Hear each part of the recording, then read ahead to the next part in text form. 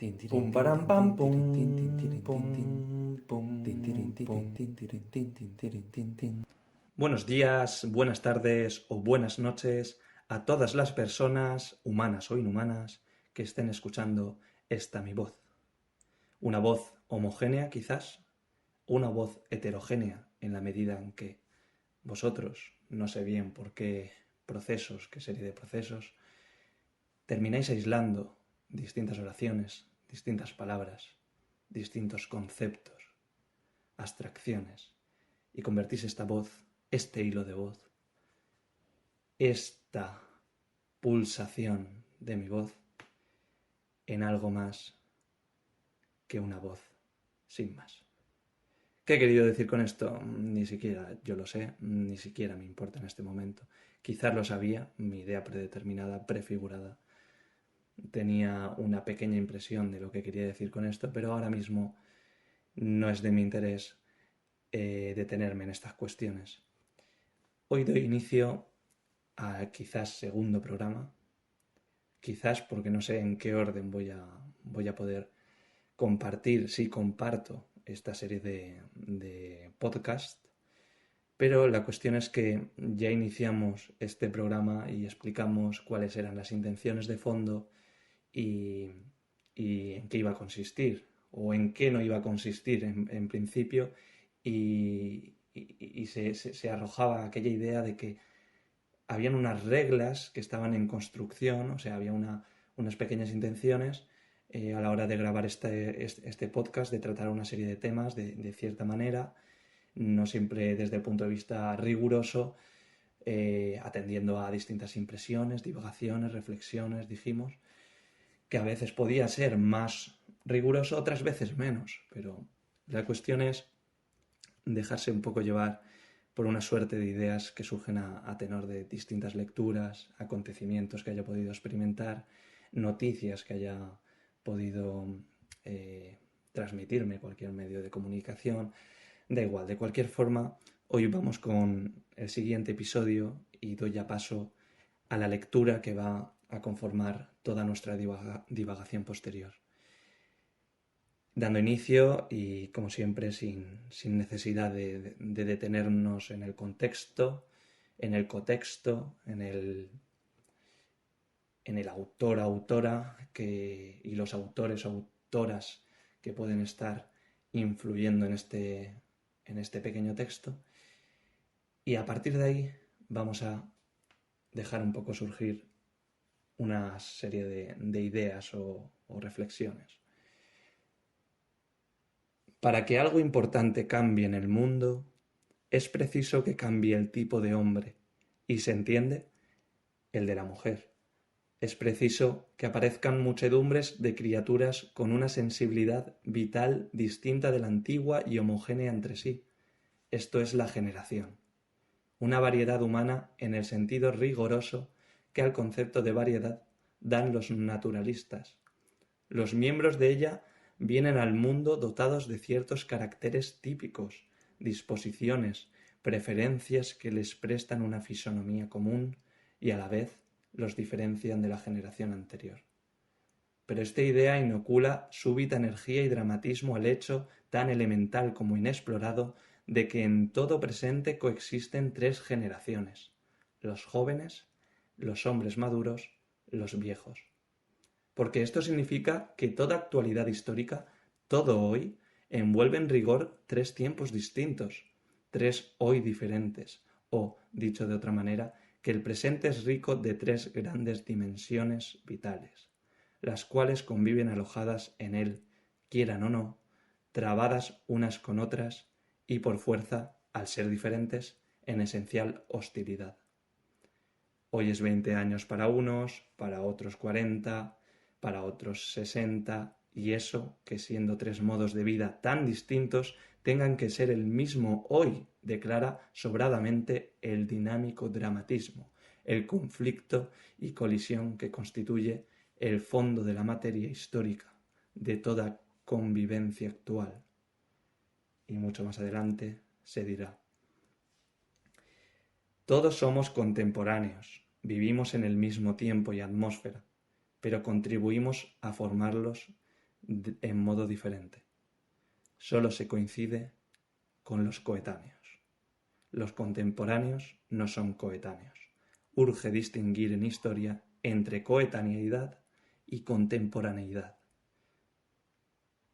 Bueno, este es el párrafo que quería traer a colación en este momento y vamos a intentar desbrozar las distintas ideas que puedan haber de fondo, las distintas impresiones que me haya generado y extraer diversos conceptos o temáticas que puedan estar, digamos, relacionadas con el tema principal, que como habréis podido observar, o escuchar, mejor dicho, se trata del tema de las generaciones o de la generación en singular. Se nos habla de que nuestro tiempo actual, sea este, sea el de cualquier otro momento histórico, no está únicamente representado por una única fuerza vital, diciéndolo en los términos de este texto, sino al menos por tres fuerzas vitales, tres energías, tres actitudes diferentes que tienen que ver con esta cuestión de la generación. Y nos hablaba, pues, en términos de edad, de jóvenes, de adultos maduros y de ancianos. En primer lugar, nos introduce y nos dice que para que algo importante cambie en el mundo, es preciso que cambie el tipo de hombre. Y se entiende la mujer, el tipo de hombre o de mujer. En este momento nos interesa más bien el concepto del sujeto, del humano, en su contexto histórico, y evidentemente van a haber distinciones entre sexo, género, pero que ahora mismo ni en el contexto de este texto nos va a interesar tratar.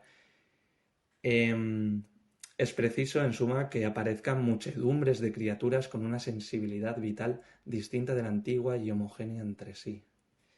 Digamos que ese tiempo actual del que hacemos mención, ese punto en esa línea histórica que podemos dibujar de un modo, digamos, pedagógico, porque evidentemente sí que podemos representar en términos lineales la historia, el tiempo en un sentido bruto. Eso está claro, de un acontecimiento a otro, también nuestra forma de concebir, ¿no? La causalidad tiene que ver por esa linealidad, de que el efecto que se da respecto a algún objeto, o sea, el efecto que pueda tener cierto objeto presupone en cierta medida una causa. Luego, discernir qué causa es o qué serie de causas son las que producen ese efecto u efectos es una historia ya que nos lleva al ámbito de lo epistemológico, del cómo llegar a comprender esa causalidad, ¿no? esa linealidad del tiempo. Pero ahora bien, bueno, de manera pedagógica, ese punto en esa línea no será estrictamente ese punto, digamos, que tiene otra dimensión, ¿no? Si miramos la historia más bien, en vez de en esa única dimensión, en tres dimensiones, por ejemplo, o por ejemplo, dentro de esa línea trazamos una vertical, esa vertical puede representar en ese punto concreto de esa línea, es decir, hablando del momento sincrónico, de esa diacronía, encontramos distintas generaciones, en el caso que tratamos, distintas fuerzas vitales que representan esas generaciones, con una distinta disposición a la hora de interpretar el presente, actuar sobre el presente. Y bueno, claro, interpretar sobre el presente de diferentes maneras también nos dispone a actuar de diferente manera o tener una cierta actitud hacia ciertas formas de actuar en ese presente totalmente diferentes. Y claro, estoy hablando muy en abstracto, pero podemos referirnos, por ejemplo, al ámbito de lo político institucional. Si se da una actuación de cierto modo en un estado concreto, en ese periodo particular, esas tres fuerzas, se sobreentiende aquí, que representan distintas generaciones, podrán representar de manera heterogénea distintas posiciones al respecto de esa política. Puede haber un rechazo absoluto, puede haber un acogerse más a ese tipo de políticas, puede haber una posición más moderada, ¿no?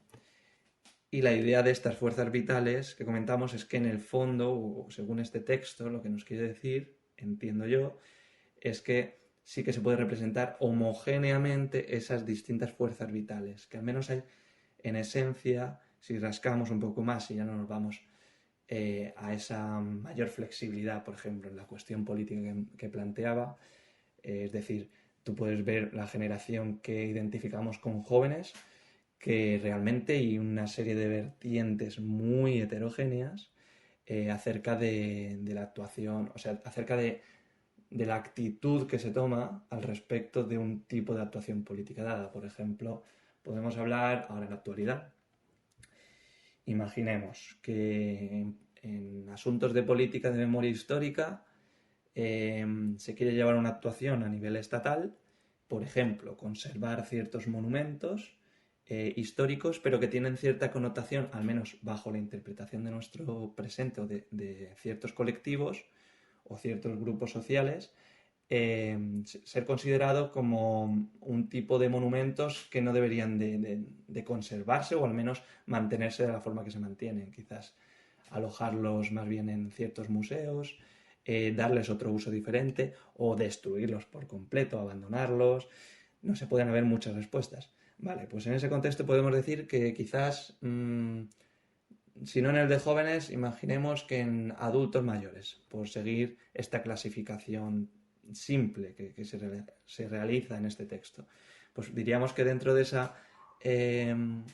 ese grupo generacional de los adultos maduros, no eran mayores, me he equivocado antes, adultos maduros, tienen distintas posiciones al respecto. Entonces puedes decir, vale, pues esa fuerza vital que hablamos debe de ser otra cosa, no puede ser. Hay una flexibilidad de posiciones al respecto de esa cuestión política, tiene que ser otra cosa esto. Vamos a continuar a ver si nos quiere decir otra cosa. Porque nos habla de una sensibilidad vital distinta de la antigua y homogénea entre sí. Es decir, hay cierta homogeneidad en ese grupo generacional. No me vale entonces, respecto a esta actuación política, esa diversidad de posiciones que hay, porque ya se me rompe esa homogeneidad. Tiene que haber algo esencial y que lo distingue con respecto a algo del pasado al menos. Y nos dice, esto es la generación, una variedad humana en el sentido rigoroso que al concepto de variedad dan los naturalistas. Y entendemos aquí por naturalistas, sin ser yo un entendido en el tema, una posición más similar quizás a lo que podría mantener, si pongamos por caso, un biólogo que esté muy, que digamos que conciba. Claro, si concibe un biólogo, ¿cómo concebiría el concepto de generación si extrapolara sus conceptos, en particular la cuestión de la variedad, que puede remontarnos a la cuestión genética, ¿no? De la variabilidad genética? La generación, ¿cómo la entendería? Como esa variedad, ¿no? Humana. Pero claro, dentro de esa variedad humana generamos clasificaciones, lo que nos parece transmitir este texto. Esa variedad que nos menciona que los miembros de ella vienen al mundo dotados de ciertos caracteres típicos. Ya aquí está, como comentaba, esa terminología, pues quizás que nos recuerda a cierto biologicismo, caracteres típicos, nos recuerda a la genética, disposiciones, preferencias que les prestan una fisonomía común, ya hablamos hasta en términos, metafóricamente hablando, fisiológicos, y a la vez los diferencian de la generación anterior. Hablamos de que entonces es posible una clasificación según generaciones siempre en términos homogéneos, hay una esencia. Pero esta idea inocula súbita energía y dramatismo al hecho tan elemental como inexplorado de que en todo presente coexisten tres generaciones: los jóvenes, los hombres maduros, los viejos. Porque esto significa que toda actualidad histórica, todo hoy, envuelve en rigor tres tiempos distintos, tres hoy diferentes. O dicho de otra manera, que el presente es rico de tres grandes dimensiones vitales, las cuales conviven alojadas en él, quieran o no, trabadas unas con otras y por fuerza, al ser diferentes, en esencial hostilidad. Vamos a detenernos un poco en este último parrafito. Y es que, claro, como comentaba, respecto a esa actuación política, cierto grupo generacional que pudiéramos clasificar como adultos maduros, o el de viejos, que lo dice de esta forma, o hablemos de ancianos, está encasillando quizás un grupo que puede ser bastante amplio y los está de alguna forma juntando, ¿no? Está clasificándolos según edad, según la edad que tienen, un rango de edad. Pero ¿realmente esto es sostenible en términos sociológicos? Aquí por hacer una distinción, y no voy a hacer una distinción, de nuevo, insisto, rigurosa, y va a estar inspirada, pues sí, en cierta filosofía, en la filosofía de Gustavo Bueno, su enfoque materialista nos va a servir aquí, eh, pero no voy a ahondar en ello, pero es una inspiración, no es en ningún momento que me esté basando realmente, ¿eh? Pero lo voy a extrapolar a la cuestión de la sociología. Puede existir una sociología mundana frente a una sociología académica. Entonces, puedo entender que se haga esa clasificación según edades y se plantee que existen al menos esas tres generaciones, ¿no? La de los jóvenes, la de los adultos maduros y la de los viejos. Pero esta clasificación se sostiene en un sentido científico-social. Yo tengo mis dudas, ahora mismo no soy, repito, un experto en esto y no quiero tampoco plantear debates teóricos más bien empíricos sobre actualidad, o sea, sobre investigación que se esté dando empírica en la actualidad sobre las generaciones, sobre el concepto de generación, pero así extrayendo algunas ideas que me surgen ahora mismo, una sociología mundana, siguiendo esta inspiración que comentaba, sí que puede dar lugar, y yo creo que en este sentido el discurso mainstream, el discurso habitual que podemos escuchar en ocasiones en ciertos medios de comunicación, podemos escuchar pues, a nuestros familiares más cercanos, podemos incluso nosotros pecar, si aquí la moralidad entra en algún sentido, con esta connotación que le doy, ¿no? al pecar. Pecar de utilizar este discurso que clasifica tan rotundamente según edades, según rangos de edades, incluso según el momento en el que nacen, ¿no? Sería el momento en que nace, cada uno tiene su propio nombre, ¿no? La generación Boomer, la generación Z, los millennials, ahora mismo no estoy siguiendo el orden, espero que se me disculpe, pero no me interesa ahora mismo adentrarme en concreto en estas generaciones, como comentaba. La cuestión es que cierta sociología mundana, y entendemos aquí por sociología mundana aquella que, vale, tiene una experiencia directa de esa realidad sociológica, su vida cotidiana se basa en la interacción social con otras personas de distintas edades, distinto sexo, distinto género, perteneciente a distintos movimientos sociales, políticos, etc. Entonces puede tener una noción y es necesario, ¿no? Se genera una serie de estereotipos que nos ayuda a la hora de poder generar cierto orden o poder comprender y tener las herramientas necesarias para interactuar con el resto de grupos y de personas en sociedad. Entonces, por esta sociología mundana que comentaba, que es corriente a no ser que seas, y ni eso, un Robinson Crusoe, una persona aislada de la vida social, o seas una ameba, por ejemplo. En esa excepción que confirmaría la regla, realmente se da esa sociología mundana. Comprendemos, estereotipamos y generamos una serie de conceptos que no necesariamente se tienen que identificar de una manera rigurosa con esa realidad, pero que puede tener, aquí es lo interesante, que se encargará la sociología también académica de este efecto, aunque no se corresponda a esas categorías estrictamente en un sentido riguroso, científico, con esa realidad, puede tener al fin y al cabo un efecto sobre la realidad y que finalmente tenga cierto peso real, en términos sociales, aquí me refiero. Que al final, por ejemplo, esas generaciones que se construyen según rango de edad o fecha de nacimiento o lo que fuera, eh, al final, por ser categorizado de cierta forma, si se representen esas personas con esa generación de esa forma y compartan esos discursos y en la realidad lleven a cabo ciertas prácticas, pueden ser de rechazo o de sentirse más afín con respecto a una generación u otra, que genere esos grupos, digamos, entre comillas, homogéneos, que no es el caso. De aquí viene mi duda de que desde un punto de vista de la sociología académica, que se basaría en una metodología particular que justificaría el conocimiento que tenemos al respecto de esa realidad social o de ciertos aspectos de esa realidad social. Lo importante aquí es justificar ese conocimiento de cierta forma, ¿no?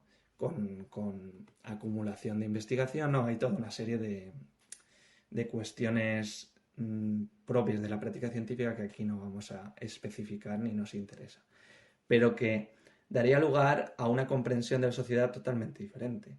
Es decir, no tiene por qué coincidir estrictamente, no se tiene por qué solapar, pero podría solaparse en muchos aspectos con aquel discurso de la sociología mundana, según esta clasificación que yo traigo aquí a colación, pero que, ya digo, no quiero que se considere en términos rigurosos, sino simplemente me inspiro de unas ideas, de unas nociones que he podido leer anteriormente.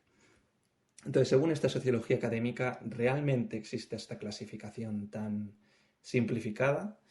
Como comentábamos, con respecto a aquella actuación política, pues puede haber infinidad, una gama de posiciones al respecto en distintos grupos que consideramos homogéneos según la generación en la que se sitúa ese grupo de personas. Entonces, ¿dónde está la homogeneidad según generaciones que aquí se nos comentan? Podríamos continuar con este texto, retomando ese parrafito porque me he extendido un poco a la hora de leer y me pierdo en algunos aspectos, pero se nos hablaba de la hostilidad que puede llegar a conllevar o que conlleva necesariamente, porque aquí nos dice que en esencial, vamos a exponerlo de nuevo, las cuales, estas generaciones, conviven alojadas en él, en ese mismo tiempo actual, en ese hoy. Quieran o no, es inevitable. Nacen hijos, nacen nietos luego, y si la esperanza de vida, las condiciones materiales, económicas de ese momento lo permiten, quieran o no, van a coincidir y van a tener que convivir. Tienen esa necesidad de convivir si no quieren autodestruirse como especie en cierto sentido. Pero nos menciona en este sentido que esa obligación de convivir también conduce, dice, dicho de otra manera, que el presente es rico de tres grandes dimensiones vitales. Entonces nos menciona tres dimensiones vitales distintas, en esencia, porque dice, las cuales conviven alojadas en él, quieran o no, trabadas unas con otras, y por fuerza, al ser diferentes, ya se está dando por sentado que deben ser sustancialmente diferentes, en esencial hostilidad.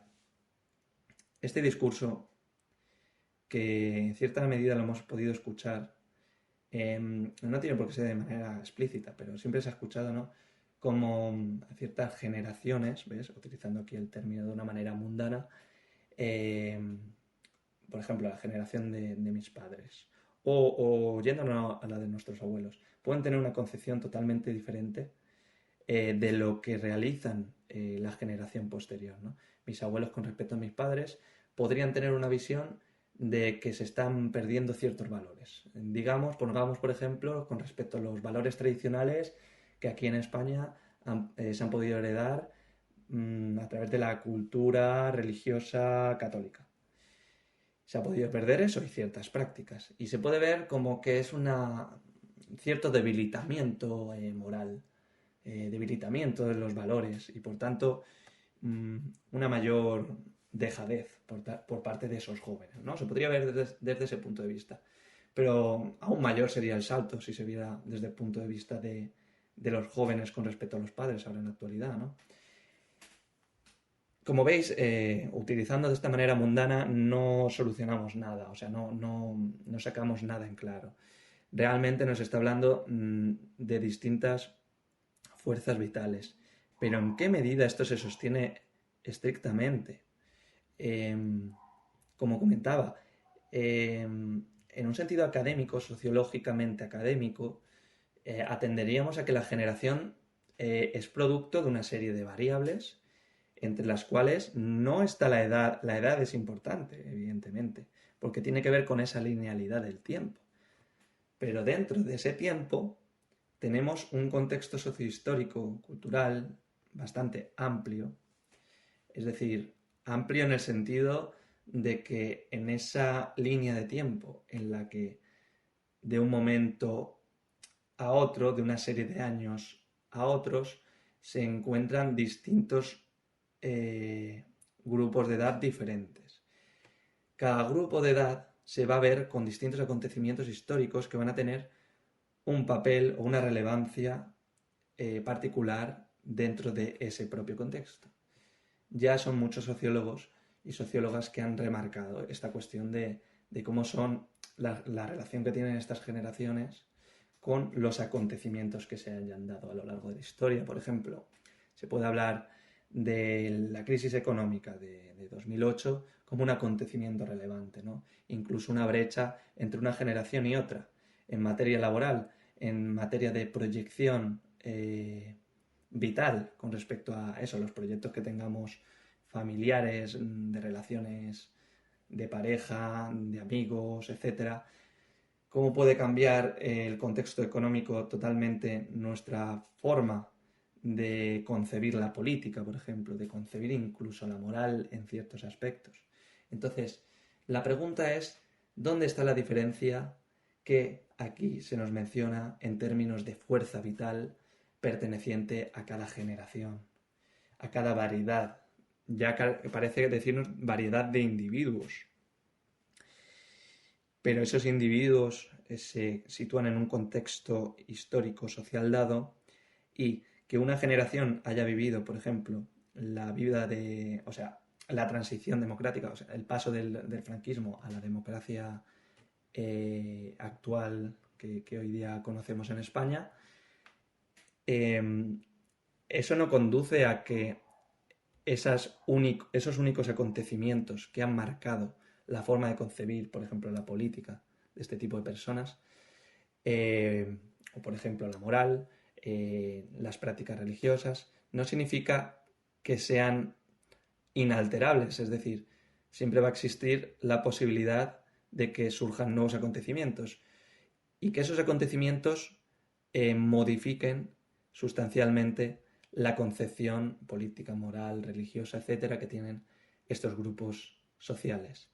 Independientemente de la edad, aunque la edad es una variable importante, no al margen de la edad, sino que la edad no tiene por qué tener una relación puramente causal o fuertemente significativa en términos causales sobre el modo en que se predisponen, prefieren o, o representan sus propios caracteres a tenor de ciertas políticas, de ciertas relaciones sociales que se lleven a cabo, proyecciones de vida que tengan. Eso no...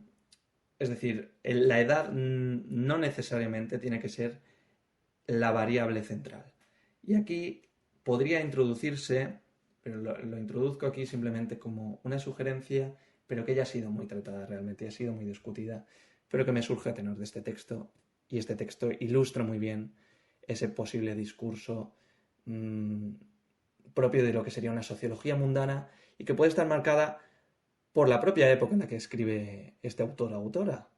Puede estar marcada porque por cierta crispación, hostilidad que existe en términos sociales y que pueden representarse, no sé en qué medida de manera, ya digo, rigurosamente científica, pero al menos en un sentido mundano, como comentaba, se puede identificar con la realidad que se estaba dando social en ese momento.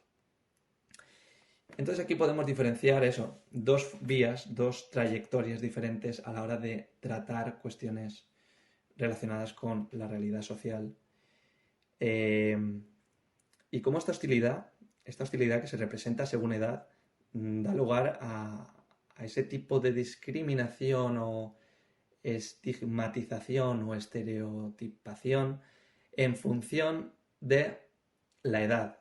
Y es una cuestión que ha sido bastante tratada en la actualidad, que es el del edadismo, no sé si hay otra forma de mencionarlo, que se junta a una serie de otros tipos de prácticas discriminatorias o estigmatizadoras, como puede ser el capacitismo o el capacismo, el especismo y otras tantas.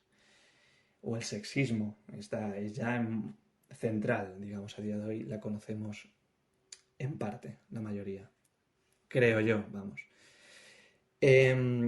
Si continuamos con este texto y nos da pie a alguna reflexión más, se nos comenta que hoy es 20 años para unos, para otros 40, para otros 60, y eso que siendo tres modos de vida tan distintos, tengan que ser el mismo hoy, declara sobradamente el dinámico dramatismo, el conflicto y colisión que constituye el fondo de la materia histórica de toda convivencia actual.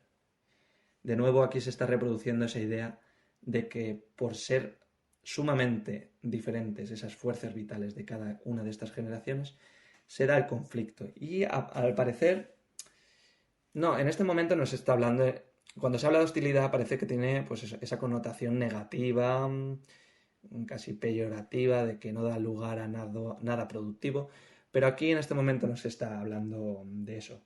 Es decir, podría decirse fácilmente de que esta es el motor de la innovación y han sido muchos discursos los que han sostenido esto, ¿no? Sin ir más lejos, el típico discurso de que en la juventud somos revolucionarios, pero cuando maduramos, si utilizamos la clásica metáfora frutal, por así decirlo, cuando maduramos, cuando crecemos en años, nos volvemos más viejos, como se suele decir, ahora mismo no me sale la terminología de calle típica, nos volvemos más linces, no se decía de esa forma. De todos modos, quería decir que ese discurso edadista también se mantiene, ¿no? En función de eso, de que si eres joven es revolucionario, ya se genera ese etiquetaje. Si eres mayor ya eres más conservador. Pero esto es una condición necesaria y tiene que ver con... Es algo causal, es decir, tiene que ver ahí la edad.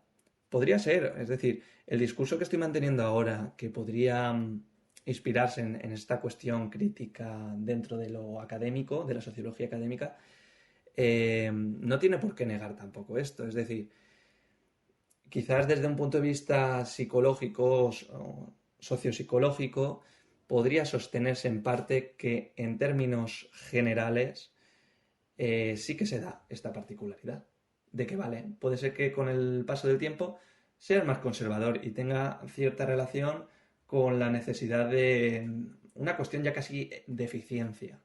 De que tú cuando eres joven quizás todo pueda ser más nuevo, ¿no? O está todo más virgen, por así decirlo. Y nos da pie a... Incluso parece ser algo necesario, como algo que se da por fuerzas mayores, de que cuanto más joven, o si nos vamos ya a la infancia, de que las cosas que tenemos más a nuestro alcance, distintas ideas que podamos tener a nuestro alcance, ya no solo ideas, un juguete, por ejemplo, nos genera un tipo de adherencia, de aferrarnos a ese tipo de cosas que tenemos en nuestro medio más inmediato, más cercano, por pura... Por puro eso, ya, efecto que genera el medio ambiente. Es decir, evidentemente tú no tienes una variedad de cosas al alcance, y cuando hablo de cosas me refiero también a ideas, Entonces tiene sentido que, por ejemplo, abraces con mucha fuerza, con mucho sentimiento, ciertas ideas que te han inculcado dentro de tu contexto familiar. Pero que luego entras en la escuela, conoces distintas personas que se han criado en distintos contextos familiares, con distintos valores, vas, por ejemplo, al entorno laboral, más de lo mismo, y están esos valores de fondo, ¿no? Pero se van modificando y tienes una mayor variedad y no necesariamente te aferras fuertemente a esas ideas, ¿no? que tienes ahí desde la cuna. Pero bueno, a lo que me refería en cuanto a la juventud es que ese proceso de juventud, ¿no? Pasamos ya a la infancia, ¿no? La infancia parece ser algo casi imitativo, ¿no? Y de aferrarte a las cosas más cercanas que tienes por una cuestión medioambiental. Cuando ya pasas a contextos de mayor variedad, ¿no? Ahí quizás puede surgir esa chispa que comentaba de, si no revolucionario, de innovador creativo que no necesariamente se tiene que apegar a esas cosas tan cercanas, sino que descubre una mayor variedad y experimenta, ¿no? Y va postulando su identidad dentro de su contexto social dado. Y puede que con el tiempo uno crezca y si uno puede mantener cierta estabilidad en cierto sentido económico, que es crucial, en este sentido, lo que comentaba, uno puede ser incluso menos innovador, ¿no? Pero no es necesario, es decir, esta generalidad, vale, igual se puede sostener de alguna manera científicamente, pero la cuestión aquí es que a la hora de hablar de generaciones, de grupos generacionales, no la edad tiene que ser siempre la variable central que condiciona todo el entramado generacional, con lo que conlleva un entramado generacional.